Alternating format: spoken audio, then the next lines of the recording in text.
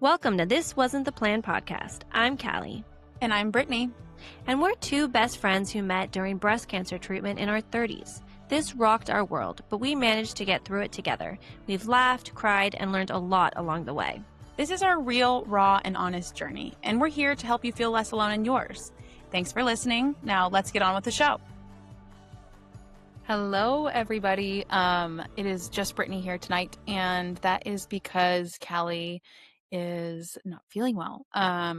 Luckily, we have one more pre-recorded episode from when we were together this summer. We recorded a good handful that you guys have seen, and so we are airing our very last one of those episodes on fertility. It's it's a special episode because it's what really brought Kali and I's friendship together, solidified it, I should say. Cancer is what brought us together, but being two young women who are both going through not only cancer, but also navigating the challenges of what that means for fertility, specifically with hormone-positive breast cancer, and all the complications and layers that it adds. So this is just a conversation about what it has looked like for us and our stories. We will reference it, I'm sure, in future episodes. So it's not a lighthearted one for sure, but it's one that I think is important to talk about. We talk a lot about how navigating cancer can feel like that's the only thing we are, quote unquote, allowed to worry about. And that the grief that comes with putting aside our goals for fertility and starting a family or continuing a family, building a family, Kali finding out while she was pregnant. Those are all things we talk about. So little content warning if that's too heavy for you right now. We hope you enjoy it, find things you either resonate with or that can, encourage you along the way. And we're hoping to record some episodes. Real life happens, cancer happens, and we're looking at what we can still record. Kali is going to be receiving treatment, like she mentioned in the last episode, out of state. So we may take a couple breaks here and there over the next few months. It's also the holidays. So we're going to try to line things up that way as long as things work out. So with that, I would say enjoy this episode, and we'll see you again next week. Hi, and welcome back to This Wasn't the Plan podcast. I'm Brittany. And I'm Kali. And today we are talking about fertility. Ooh, it's a heavy topic. I think before we get started, this is kind of a trigger warning, a content warning. Mm-hmm. We're going to talk about a lot of grief and things that we were thinking. And if this is something you're walking through and you're not ready to hear other people talk about it, might not be the episode for you. Mm-hmm. If you feel you are ready, you might find some solace and belonging in it. So that's what we hope for this, is just to make people feel seen, because I think that's one of the most isolating things about a diagnosis at your fertile age. Yeah. I will say, and I'll ask you this, when I was diagnosed, I was still pregnant, but one of my first thoughts were, how will this affect my having future children? Mm-hmm. Did you think about that when you were first diagnosed? It was the first words out of my mouth. Like the doctor said, this is suspicious. And I said, I'm supposed to get pregnant in 2 weeks or something to that degree. Yeah. And I was like, is this going to be a bad year? Am I going to have to wait another year? Mm-hmm. And she was like, it might be. Yeah. So it was just, what about you? Yeah. When I went to my initial meeting with the surgical oncologist nurse practitioner, and he was telling me what I needed to do, what I would have to do, the chemo, the radiation, all the things, I kept thinking like, well, I was planning to get pregnant next year. So how would this affect that? So I said, am I able to have more kids? Will I be able to have more kids? That was like very important to me. And I was still pregnant. I was 9 months pregnant, 5 days from my due date. And he was like, yeah, you'll be able to. He's like, if you want to have more kids, you'll have to, stop hormone therapy. You could do, IVF. And it just was like, it was just really on my mind. I was worried about death, but also fertility, which doesn't make sense, but I was really worried about it. And then I already told this in my story, but when I had given birth and that doctor came in and told me not to worry about wanting more children or that I shouldn't want more children, that pissed me off so much.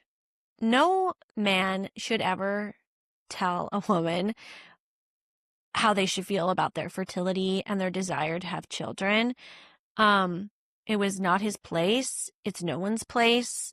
And the desire to want children is very personal and powerful. And somebody to like shut that down is just such a disgusting thing. And I just, that just really upset me in a way that was like, okay, maybe I may not be able to have children. Yeah. I think that the undertone or the explicit statement often is like, and we both, that was like thought number one above having cancer is how is this going to affect my fertility goals? And I think the hard thing about it is we both were grieving in silence because people are like, you need to worry about staying alive, not about having babies. Yeah. Yeah. And like, imagine saying that to someone who like I'm trying to figure out how to word this. I was all but already carrying a child the way that I was treating my body. I was praying for the child. I was planning for it. I was eating a diet for it. I was doing all of the things.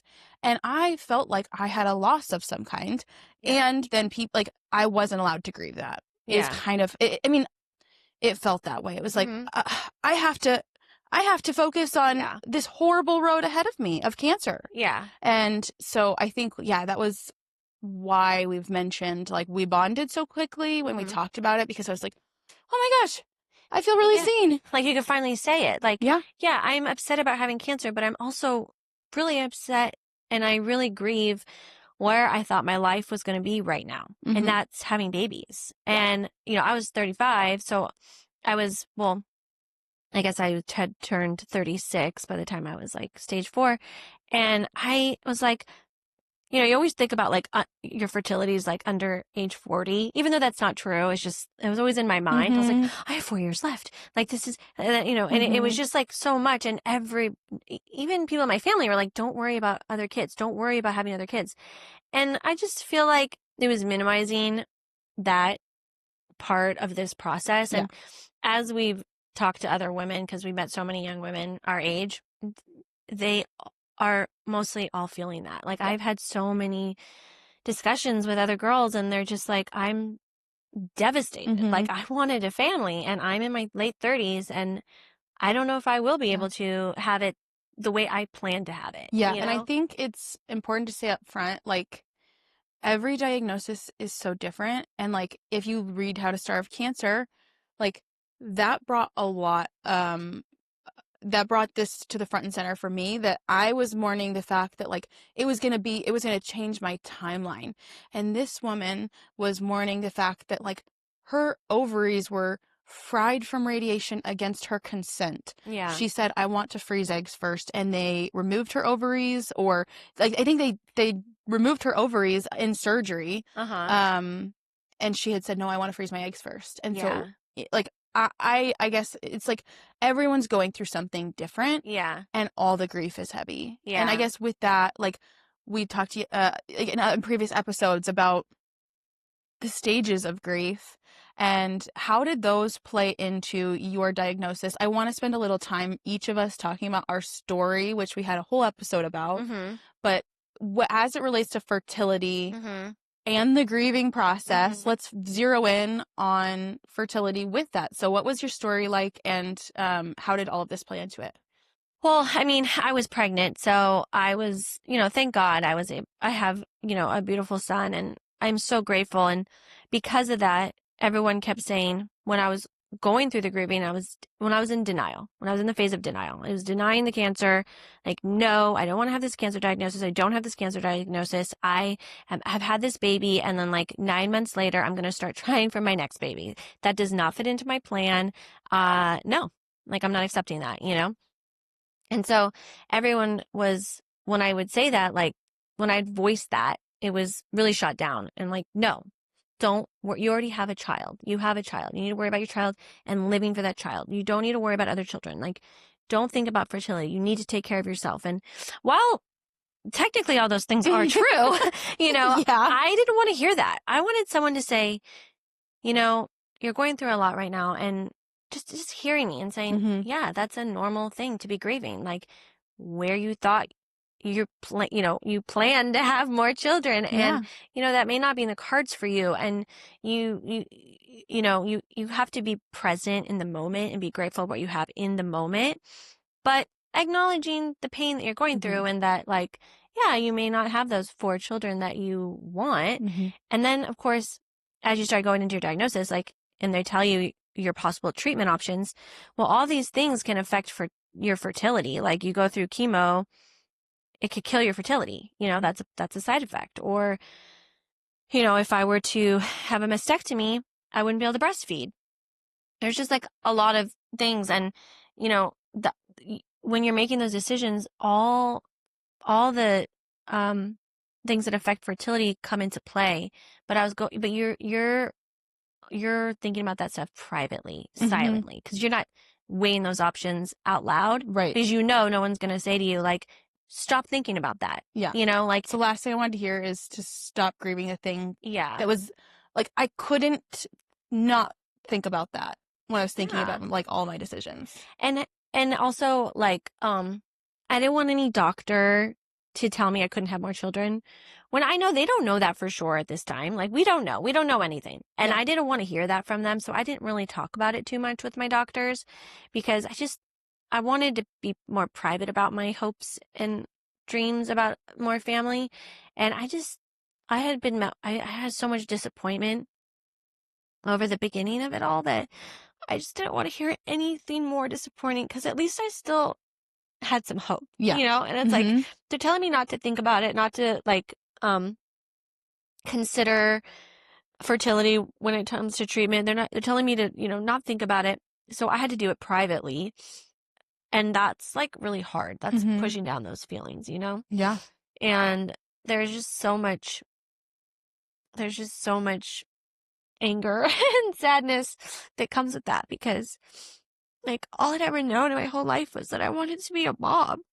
And I was never, like, felt like I was really good at anything other than, like, taking care of people and, like, and I was like, okay, I'm meant to be a mom. That was, like, always something I knew. And then the second I got pregnant, and finally all my dreams were coming true, I had a baby. I mean, I got a cancer diagnosis, and I just felt like I was being punished, and I just didn't understand it.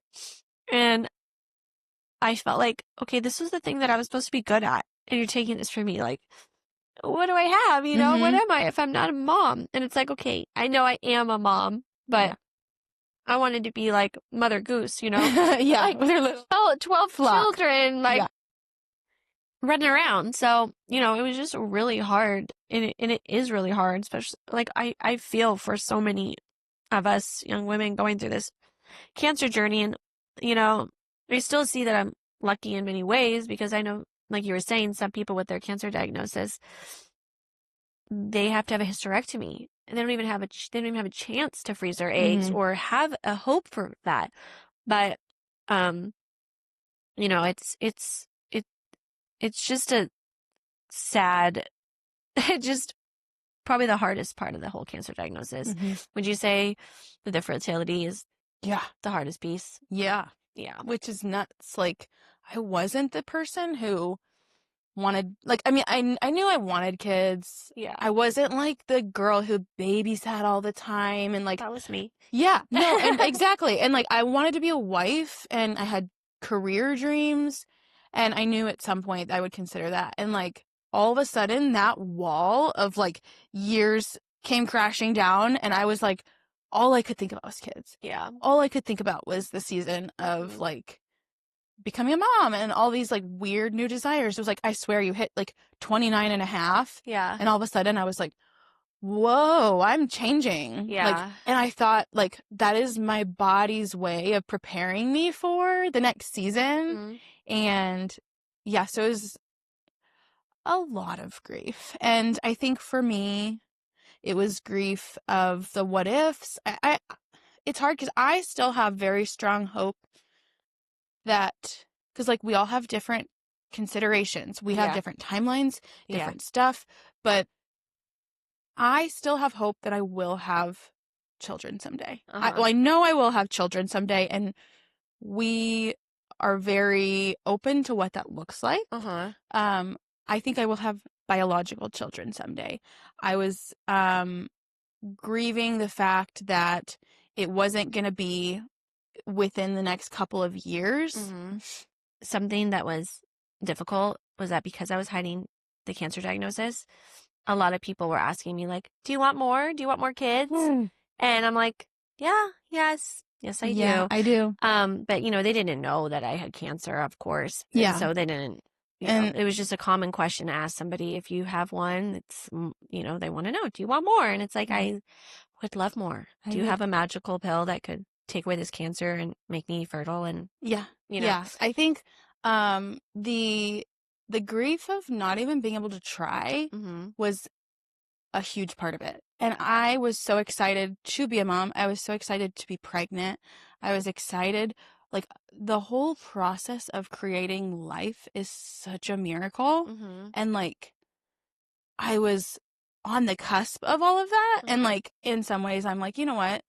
Where the disease burden was in my body, like, it was a really good thing. It was in my lymph nodes. It was huge. Like, and it was a good thing that I didn't get pregnant. And I look back and see God's timing in that. Yeah. And as hard as this is to say, it, in some ways, like, flying back and forth to California with a newborn and like doing things the way I did would be next to impossible. So, you know, there was provision in a lot of it, but I mean, it was a grieving process of so many elements of that, and like literally just not getting to experience the thing that so many women experience. Or that you feel like we were put on this earth to experience, like, as women. Like, that's our one thing we have over men. It's like our biological right. And then, you know, Privilege. and the breastfeeding component, it's like, I don't know. I just think that is such a miraculous, cool thing. And people, it's hard and it comes with its challenges. It doesn't work out for a lot of people. And I'm sitting here saying, but I don't even know if I get to try.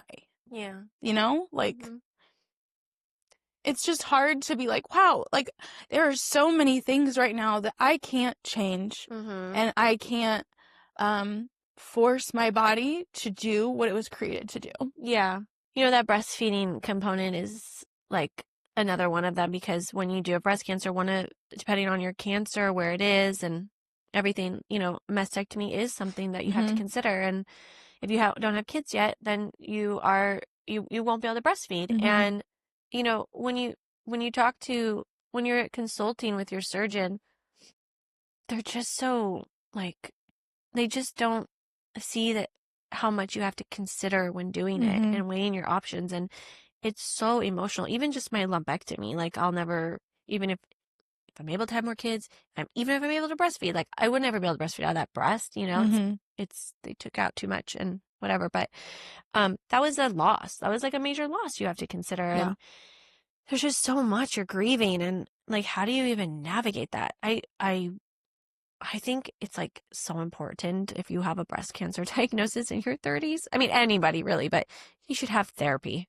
someone to walk through all this, because we were grieving this fertility thing privately because we weren't really allowed to do it out loud until we found each other. But that was 8 months later, or no, God, that was like 9 months later. It was a long time to be feeling all these feelings. And I wish I would have had like a therapist helping me go through all this, because like, a lot of the stuff they were saying was true, but it was just so insensitive. Like the way the doctors were saying, like, yeah, I know I need to focus on the child that I have right now. Like, duh, of course I want to keep this child alive. Like, of course I want to be alive for this child. Like, when a doctor said to me, don't you want to be alive for this child? Yeah. It is such like, don't ask dumb questions. Like, don't make me feel bad that I'm thinking about wanting to give this child a sibling. And like, I'm just like, all my hopes and dreams are like crashing before me, and I'm just dealing with it real time, and I'm saying things out loud, not really thinking because I'm processing, and you're just shutting me down. And making me feel bad that I would think this. And, I know like fertility is just it's a common thing for unfortunately, or I should say infertility for so many women. Yeah. And, I think that's the interesting thing is, infertility can be caused by a lot of things, and it's being talked about more. And I think people are finding community more, which is so good, because something that you and I haven't experienced Yeah. is every single month taking a test and it being negative. Yeah. And I always say it's a different kind of grief, because I have friends who have gone through that, and the dashed hopes every month is really hard. And finding out now, knowing it's like if you're slapped across the face thinking 2 weeks from now I'm gonna pregnant, which is a little wild to think about, because like there's no guarantees that it's gonna work or anything. Yeah. But and then you're like, oh no, actually you have to wait another 3 years. Yeah. Like, that was just a lot. Yeah. And I think that whole, again, we keep talking about the stages of grief, but like I keep going back to it because I'm like, oh, I was so angry. And like I think it was like last summer, I was just angry at God. I was angry because I was like, I'm like ready to be a mom. I have a husband. I'm financially set up.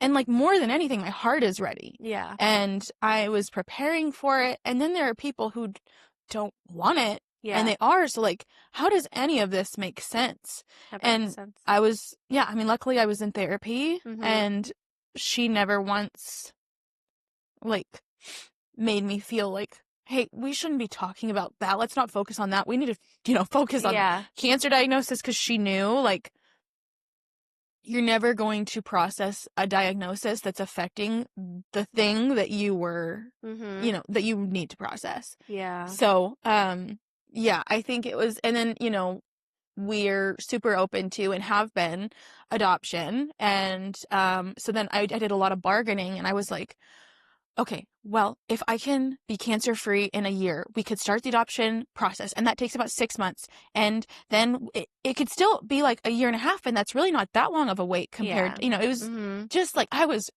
grasping for anything to be like staying on my timeline and my plan. And it's just interesting looking back. How do you feel like we're at the age where our friends are having babies and there's like a pregnancy announcement all the time? And I can't say that I'm out of the anger phase. Like I wouldn't say I'm in it, but I'd say I dip into it. Yeah. And I feel like I have to go back through the stages of grief sometimes when I hear about it. And it's like I am, of course I'm happy for my friends when they have babies. Like I know what it's like. I want to, to be a mom and like to have that joy. Of course I'm happy for them. This is what they want, But, I hate to say it, but it's also hard for me to like hear it too. Yeah. And it's like, I had a friend who we were pregnant at the same time and we had like the same due date, and,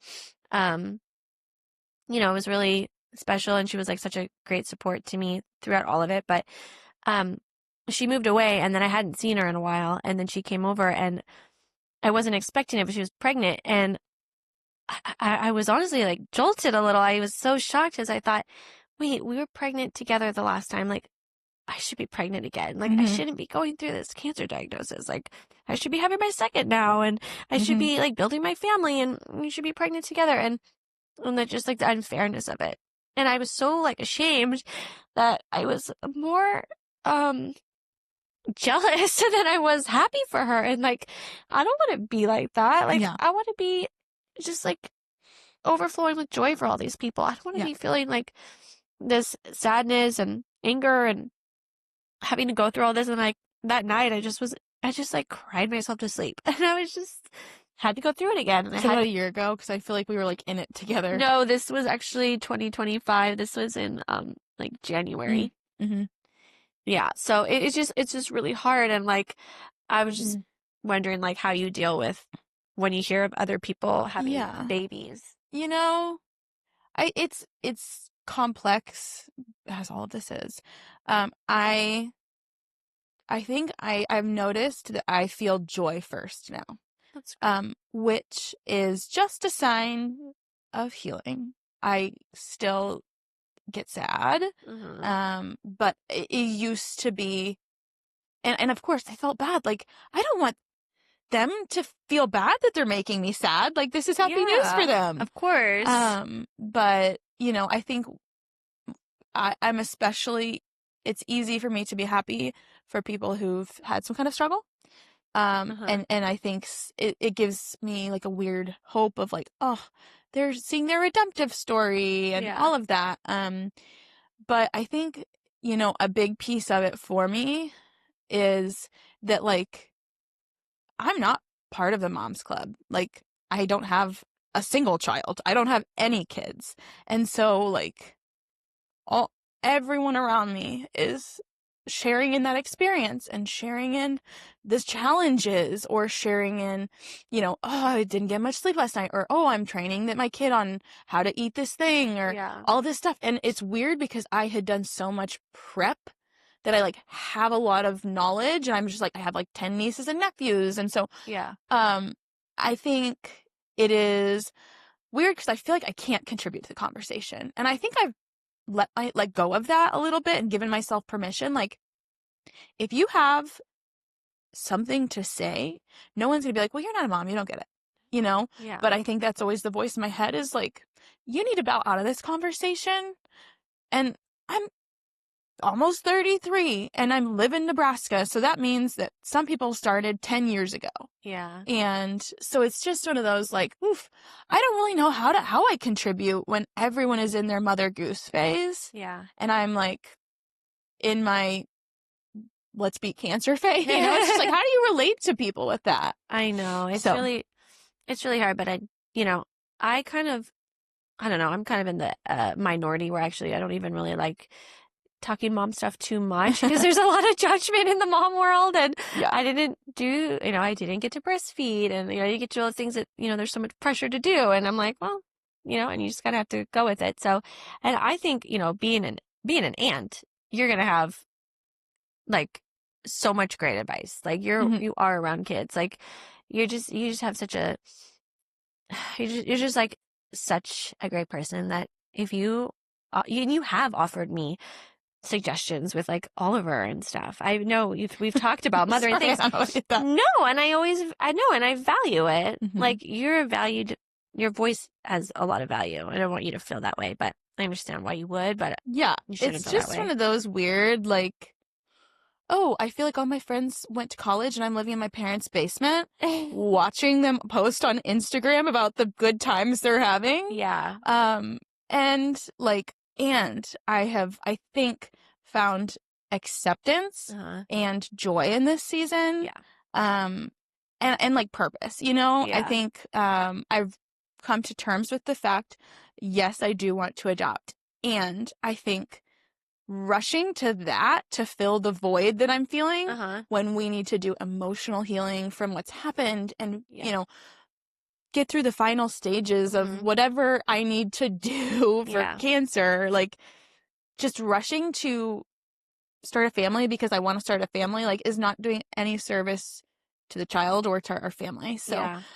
yeah, it's just like, okay, nope, I have a while. Yeah. And there are a lot of things that I can do, and time goes fast. Yeah.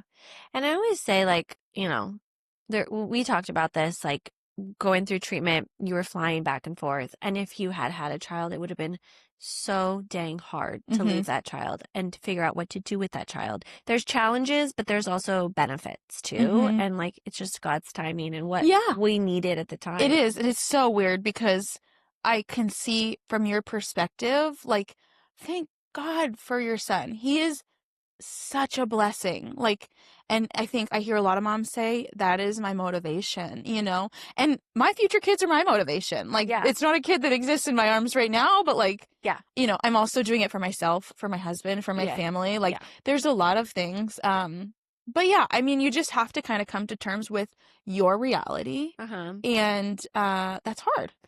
I want to talk about like where you found your hope and your optimism, because you said like now, you don't have like that anger so much, Mhm. and you are on like, I wouldn't say like the other side, but Yeah. you're in a better place now with it. And I think I am too.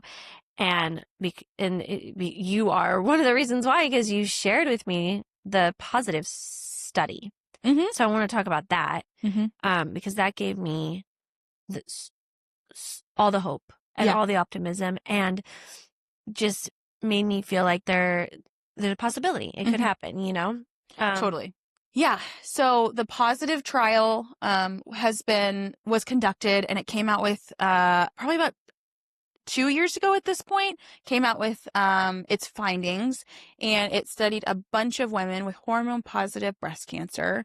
And so as we've talked about, endocrine therapy, hormone therapy is a form of treatment after, remission. And for women who they paused after 18 to 24 months of endocrine therapy to get pregnant or attempt to get pregnant, Mhm. then they wanted to study the risk of recurrence. If you do pause, and, most of the women, I think it was like 74% of participants achieved at least one pregnancy, 65% delivered healthy babies. Mhm. And what they found was no statistical significance in recurrence rate. Both were very low. I think it Uh-huh. was around 7 or 8%. Uh-huh. And neither the group that continued the endocrine therapy or paused Uh-huh. um, had a difference, which gave me and a lot of women Yeah. so much hope. So much hope. When you shared that study with me, I remember feeling like my mind was blown a little bit, because I know I have a little PTSD, of course, like being diagnosed while pregnant. Yeah. But I was like, okay, this this is a possibility. I don't know if it's a definite, but it's a possibility. If God wants me to have more kids, other people have, and Yeah. I've seen other stage 4 patients who were in remission, um, and this like breast cancer, Mm-hmm. babies after breast cancer Facebook group, have babies and Mm-hmm. not have a recurrence. Yeah. And I thought that was incredible to see. And it just gives you so much hope and optimism. And maybe, I don't know if I'll ever not have fear of that, but it definitely puts more emphasis on the hope than the Yeah. fear. And I'm sure people think I'm crazy for even wanting to attempt it, but I don't really care.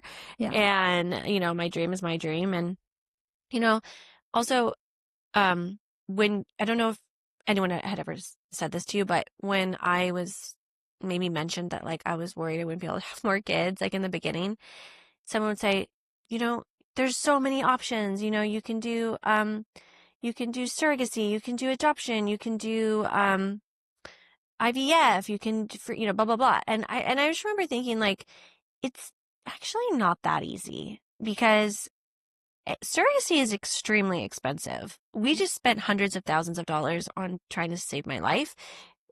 Where are we going to find the money for that now, you Mm-hmm. know? Which is, I think, usually like $100,000 or Yeah, at more. least. I think And that's if the it number I hear. works, Right. some Oh, people doesn't take. yeah. And then also surrogacy involves IVF. IVF is expensive. Another, that's expensive.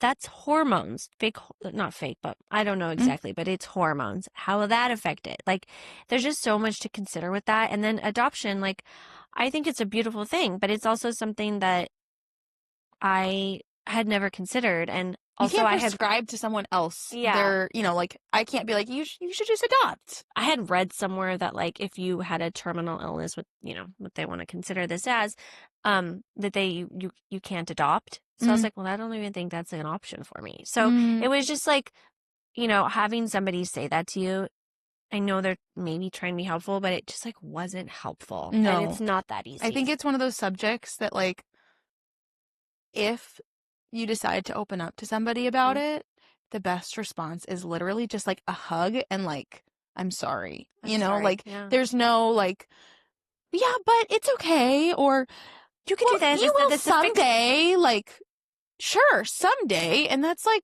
3 years from now, like. When I'm 70, like I'm 37 years old. Right. Like I don't have that much time here, but yeah, I know. I just wanted to bring that up because it was something that someone said to me, and it's just not that easy, No. Yeah. So I mean, we could talk about a million pieces of this. Let's talk about like just a few parts of your experience. Did Okay. you meet with a fertility specialist when you were diagnosed?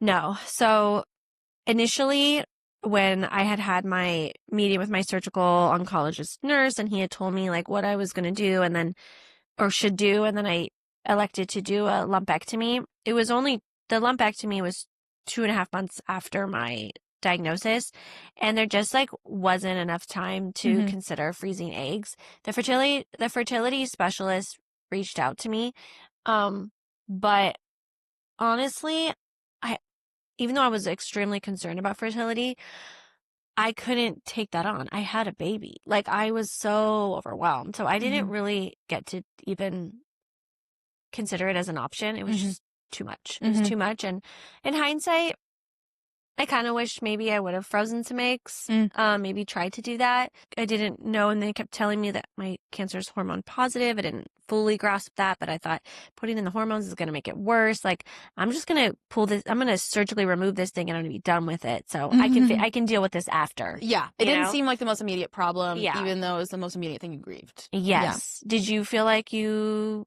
could have frozen eggs, or was that offered to you? It was twice. I was diagnosed, and 22 hours later, I had a call with a fertility specialist.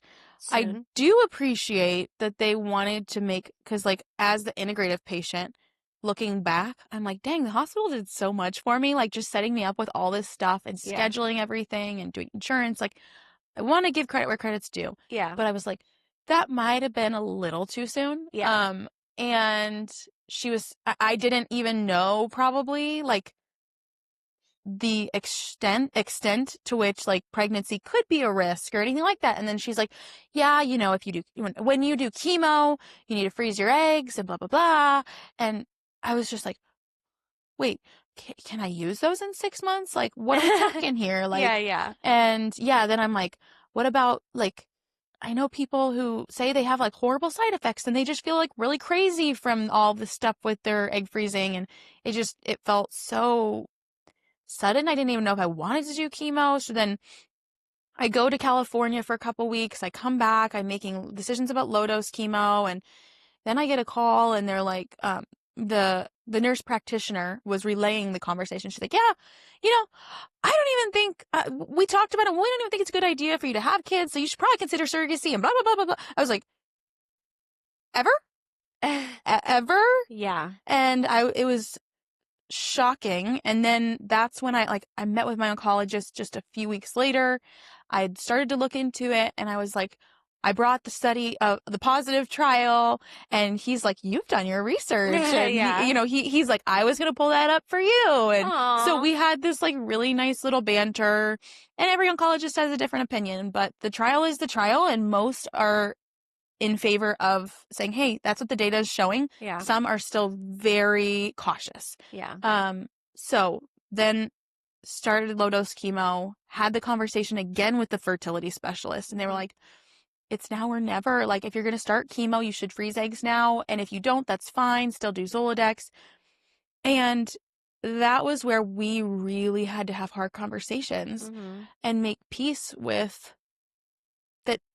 I would rather for us, like, God's going to build our family how he will. That's what we just said. Mm-hmm. And that may look like biological children. It may look like adoptive. Like, Mm-hmm. we don't know, but we're not going to force it right now because that's not the priority. Like, Yeah. we just want to move forward in the process. Yeah. And so that's what we did. Okay. Yeah. It was a part of, I think, like the acceptance piece. Like, Mm-hmm.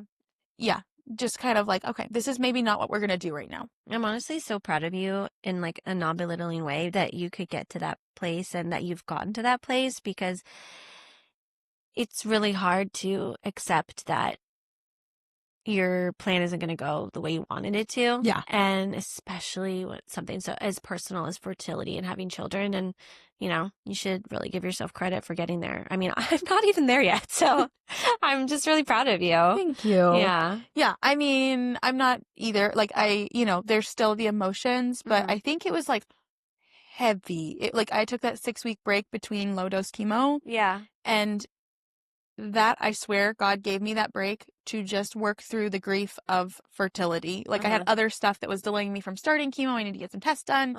But like everyone around me was announcing pregnancies. And I was just like, whoa, okay. And so it was like boot camp for that. So yeah, I think it allowed me to come with a fresher, clearer perspective. And, I want to like talk a little bit about our future. Like, it's hard and it's vulnerable to dream, but I want to hear a little bit about what you do have, like, what do you hope for your future with fertility? I mean, my hope is that I'll be in remission and I'll stay that way for a couple years. And then I think I might want to try to have more biological children.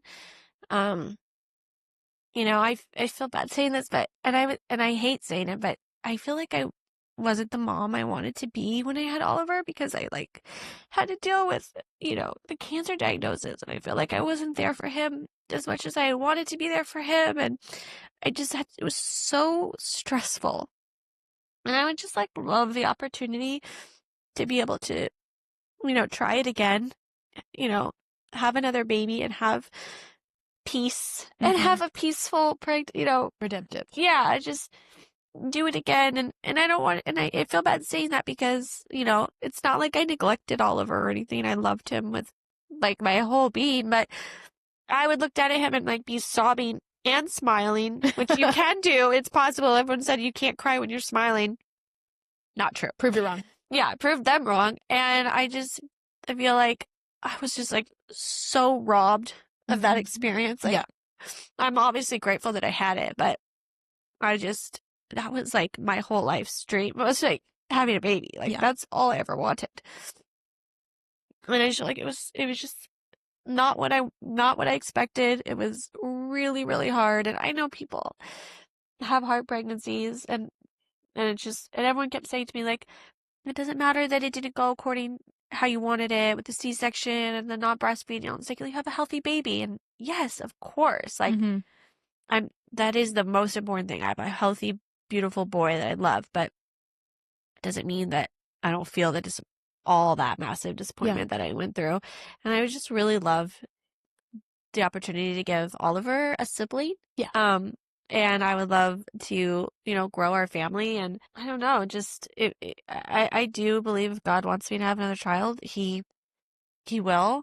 I'm going to be really begging him to do it differently this time and, to just like protect my body throughout it. And obviously I know things now that I didn't back then, like all the methylation stuff, the toxicity of my body. Like it's a true miracle that I was able to have Oliver when I did because my body was so imbalanced. I mean, truly, I was just chronically stressed, all the toxins. Like, I know how to go about living differently to like, set my body up, for like optimal wellness. Obviously, there's a lot of things we still can't control, but I just hope that in the future I'll be able to do that. And it's going to take a lot of prayer, a lot of courage and hope, and if I'm not able to, then we'll discuss other things, know, but that's what our hope is right now. Well, you've kind of discussed it, but what do you think about having a baby? I think it's interesting to like think about what my hopes are and have such a bad history of control and planning and being like, I'm open-handed. Like, what is the difference between like control and hope? And so I in this acceptance phase have kind of just been like, I don't really know. Like I dream to still have a big family, like whatever that looks like. I love just like the chaos of a big family and that like everyone has someone to run to and like, I don't know. I just think it's the coolest, specialist thing. And so whatever it looks like, I would love to still have a big, crazy family. I would love to still be able to carry at least one or maybe two kids. And I mean, like the little part of me is like, how miraculous it would be to have like 4 biological children. But like, I am 33 almost. And like, hormone therapy plays a part in that because you take a break and then you go back on it. And it's hard to know that this thing will continue to be a consideration, even if best case scenario, I stay cancer free, don't have any issues when I'm pregnant, which I think is God's plan. Like, I think it's going to go great and it's going to continue to be a consideration. So that is my hope. Yeah. And we'll see. I think I'm going to be a lot better parent. Yeah. And looking back, I'm like, I was not a very good version of myself in a lot of ways, and starting a parenthood journey that way, I think God is allowing me to really work on myself. Yeah. And that kind of leads me to, my next question, which is, what do you think all of this taught you? And how will it affect, if you get to be, have another baby? And for me, that is, I think I will not take a single thing for granted. Like, well, you said something to me yesterday that meant so much to me, and it made me like really think about how this experience changed me as like a mom. And you said that you never seen somebody like love their child as much as I do, and I was like, wait, really? Like, I thought all moms really love their children, and they do, but they do. I have such a greater appreciation for motherhood and like my son, because there was a time when I just like didn't think I'd be there for him, and now when I have like every moment I have with him is so special, and he brings me so much joy. And he just, during the tough times when I was just like, chemo was so hard and I didn't know if I could do it anymore, he was always my inspiration to keep going. And he wakes up every morning so joyful, and I'm like, it teaches me to wake up and appreciate the fact that I am waking up, and that I have a home, and that I have a husband and like who loves me and is caring for me, and a son and a family, and like all these things that I'm so grateful for. And I think I was always somebody who was just like looking at the future, like, okay, well, okay, I have this thing now, what's next? And then what's next? Like, what about I always was thinking about the future, and this really taught me to be present. And I still, it's a learning lesson. Like, I always have to say to myself, okay, let's think about the present, like be in the present. Like, let's think about what is going on now, and like, especially with the control stuff, I was absolutely a control freak, and I can't say that I'm not still. I try not to be, because like, I'm not an easygoing person, but I'm working on relenting control and being like, a lot of things happen in this life that we can't control, and like rolling with the punches. I think I'm better at that because so much comes at you. There was so much disappointment that I had to face with the diagnosis, the treatment, and like postpartum, that I was just like, okay, got to get back up and I got to keep going. And, those are all lessons that I definitely learned. I would love to learn them a different way, but this is the hand I was given. Like, how is this experience, and how has your healing through all of this, should you be able to have another child, how do you think that changes like the parent that you will be, or your perspective on parenting? Oh gosh, such a good question. Well, I mean, I'll be like I was with Oliver, I'll be extremely grateful. Like, I will never take my mothering for granted. Like, there's never one day that have any, even on the hardest days of mothering, which they're never even that hard, because I'm just grateful for every moment. I'll always be just grateful that I have that child, and I'll just love them unconditionally as I would before, but it's just different. Every moment is just, I sit there and I thank God. Like, there's times when I just like, the little moments, like he's holding my hand crossing the street, and I'm just like, thank you, Lord, for this child and for this moment, I don't know if I would have been like that as much, maybe at night when I pray, but not as much. And I don't know. I think how I raised them, I don't want to put, all the things that led me to that I feel led to my cancer. I'm using that to be a better mom to them, to impart like health and wisdom on them at a young age. And, I hope I do that. But I think I just hope I do that for them. Yeah. What about you? Gratitude. I think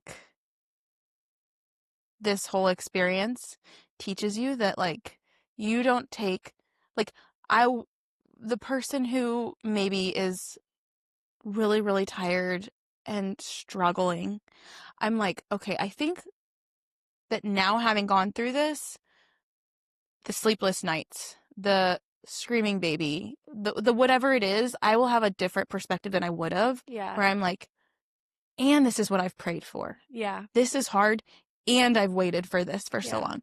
Or, we talked about the breastfeeding piece. Like, I hear so many women be so hard on their bodies and Yeah. make fun of themselves and call themselves, say bad things about their bodies. And I'm like, that is my dream. I would kill for those saggy boobs. You know what I'm saying? Yeah. Like, I think we are so quick to be like notice that we look different than we used to, even though you've gone through so much. Yeah. And if whatever breastfeeding looks like, Yeah. I think I will be so grateful for that. I think it's just a different perspective, where as before, I probably had the perspective of like, I am entitled to a fantastic motherhood experience and things are going to go my way. Yeah.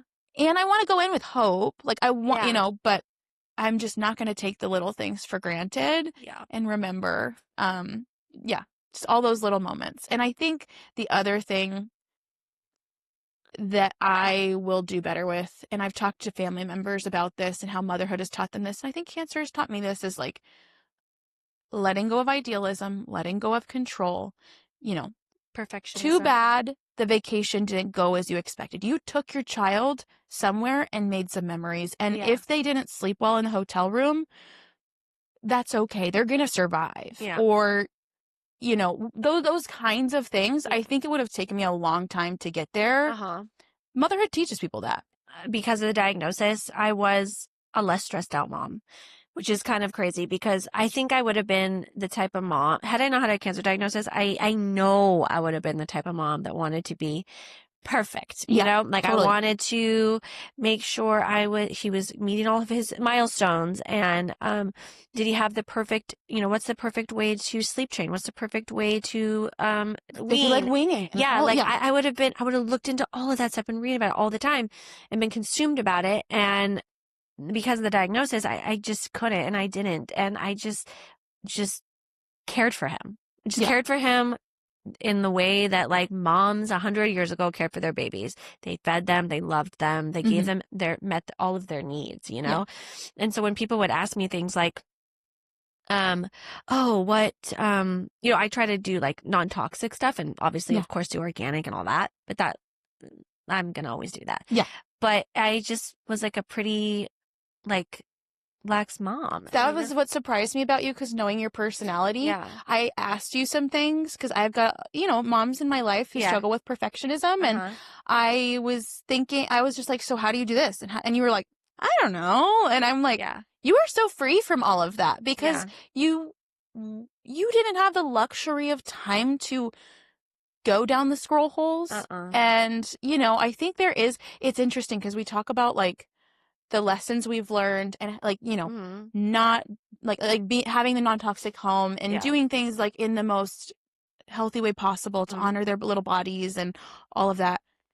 And also I think you can get down that rabbit hole and then all of a sudden you become this anxious wreck who doesn't even enjoy parenting because you just can't be perfect. You cannot be perfect, but loving them unconditionally and just providing for them a safe, happy home is really what they need. And, I'm also not part of any like mom groups because I just didn't have time to be a part of that. And I think there's a lot of shame and judgment when it comes with mom groups. And I think we should be each other's like greatest supports, not adversaries. And there's so much judgment, especially around breastfeeding and formula. And a friend said to me when I felt so bad that I couldn't breastfeed him, she was like, fed is best. It's not breast is best. Fed is best. And it's like, yeah. And he's fed. And what's interesting is, I don't know, you pre-cancer but I think that you probably would have been so like,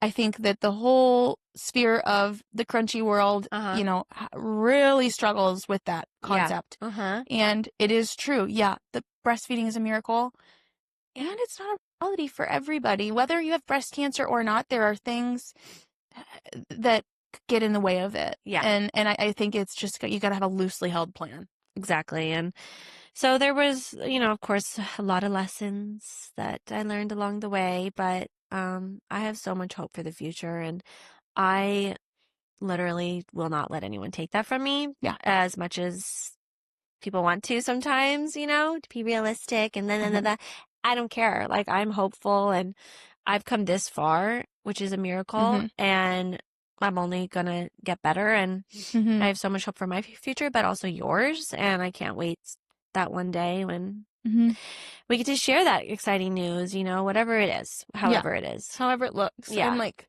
sitting here tearing up, thinking about like being at each other's baby shower, like just like those moments that are coming in the future. Yeah. And like how much more they'll mean and how redemptive it is. Yeah. So thanks for being my friend through all of this junk. Yeah. I think I would not be in the place that I'm in today without your friendship and being able to process all of it. Yeah. And if you're listening to this and you're going through something similar, like, I don't know, we need to like create a little community of people. There are those breast cancer or babies after breast cancer groups on Facebook, and those are really good. Just like finding hope in other people who are going through it and have been through it and are on the other side with their, little miracle babies. So. Yeah. And your grief is real, and don't let anybody try to tell you that it's not, or tell you that you can't have it. But I'm also grateful for your friendship and letting me process all this, even with a child. I always felt bad, but felt like you always just accepted it, and we're just always there for me. So I'm so appreciative. I think that's enough. I think we need to go take a nap. I'm dehydrated from all the crying. So a lot of cortisol released through our tears today. Thanks for listening, and we'll be back next time, maybe with a lighter topic. Yes. Okay. Bye. Bye. Thanks for listening to our podcast. We have a big favor to ask. Please hit subscribe and leave a review. It really helps people find us. Thank you so much, and see you next time. Bye.